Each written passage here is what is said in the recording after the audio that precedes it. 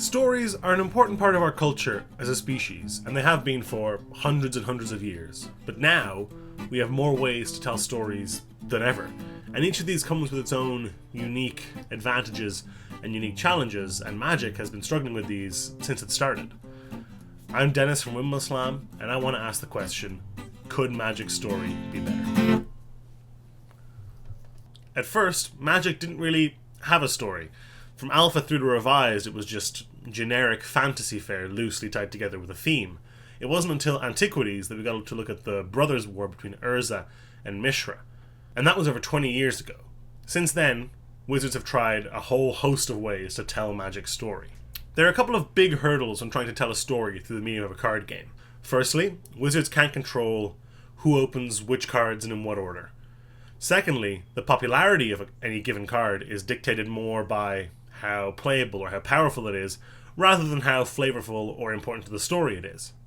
Thirdly, the continuing shift from plane to plane that is unique and iconic to Magic makes it a little bit difficult to tell a cohesive story without making either the characters or the planes feel insignificant. On that last point, let's look at the Gatewatch, a ragtag group of planeswalkers that travel from plane to plane, solving problems in each. This strays a little bit too close to the Monster of the Week problem. This is a term from an old sci-fi show called Outer Limits that was trying to compete with the Twilight Zone by promising a new monster every episode. And this sounds great and fun and exciting, and it is, but the issue with that mentality is that parts of that episode every week have to spend time setting up the monster, explaining it, exploring it, and resolving it.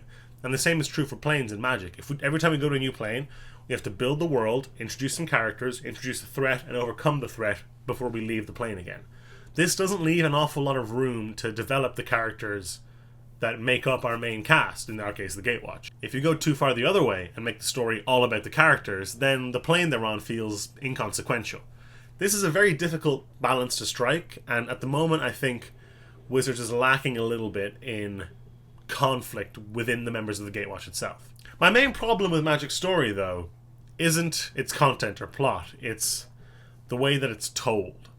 Magic's story is completely divorced from the gameplay of the card game itself. It reminds me a lot of Destiny.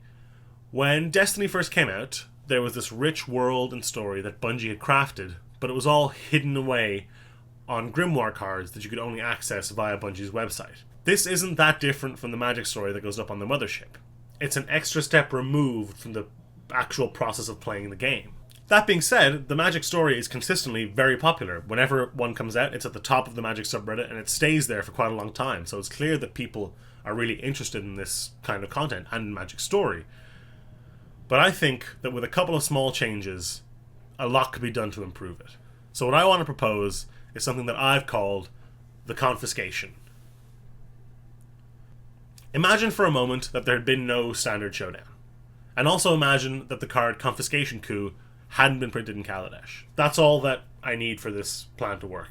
Instead of Confiscation Coup, the story just ends with Tezzeret and Pia's showdown. And then, midway through November, Wizards announces that Tezzeret and all the Consulate Inspectors are confiscating everyone's inventions. And instead of the standard showdown events we had, you have 4 events called the Confiscation. Call them 4 separate inspections, maybe. The layout of the event is pretty similar, except you go to your store and you're divided into 2 teams. One team of rebels and one team of Consulate Inspectors.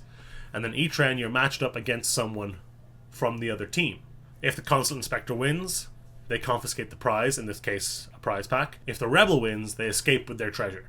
And the prizes are exactly the same as the standard showdown ones, just the packaging is rebranded as hazardous invention materials or, unlicensed aether, something like that. Maybe you give the Consulate Inspectors the little consulate pins that Wizards give out at PAX. Then you release Confiscation Coup as a promo for the event, or maybe as the F&M promo for that month. It's a card that hasn't been in standard yet, but is now. I understand that that's a little bit different to Wizards' ordinary release schedule, but I don't think it messes with it much more than having cards in the intro packs that don't appear in normal sets. And having this fresh new card, which, let's be honest, Confiscation Coup isn't exactly making splashes in any constructed formats, but having a new card come out like this that's tied to a story event, and having that story event make the players relate to the characters within the story. That's the big thing I'm gunning for here. The advantage of telling your story through a game is that you can force your players to empathize with your characters. When I play The Last of Us, I feel Joel's sorrow and sadness and loss. When I play Metal Gear Solid, and Solid Snake is crawling through a tunnel full of microwave rays, and he's struggling and grunting, and the game's telling me to push the button faster and faster and faster for minutes and minutes and minutes, and my arm's getting tired, and I'm getting, like, worked up, and he's moving and pushing, and everyone's screaming, and the music is swelling, I feel, on some scale, like he does. And when we go to this event, the confiscation, and you lose to the inspector, and they take your pack, they take the prize, that's how the Kaladesh people felt. They had these prizes, these beautiful inventions they'd worked on, and then Tezzeret swept them up in a coup for power. Furthermore, the release window for Kaladesh is quite long, and there was a good lull there in late November, early December, which I imagine was the motivation for something like the Standard Showdown.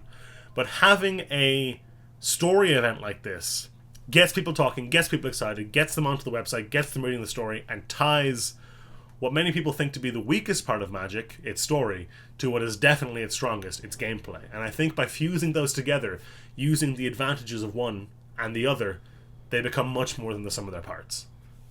If there's a reason that something like this couldn't have existed, if someone from Wizards is watching, please do let us know. If you're watching and you think that you've thought of a reason that this doesn't work or this is stupid, please let me know in the comments below as well. But especially, if you think that the confiscation is the kind of thing you'd like to see in the future, do let us know. And also let us know if you think you have an even better idea than mine, because I'm not claiming to have some sort of catch-all solution. I just think this is a great direction for Magic to push in if that kind of thing would at all be possible. I've been Dennis from Windmill Slam. Thank you for watching, and I'll see you next time.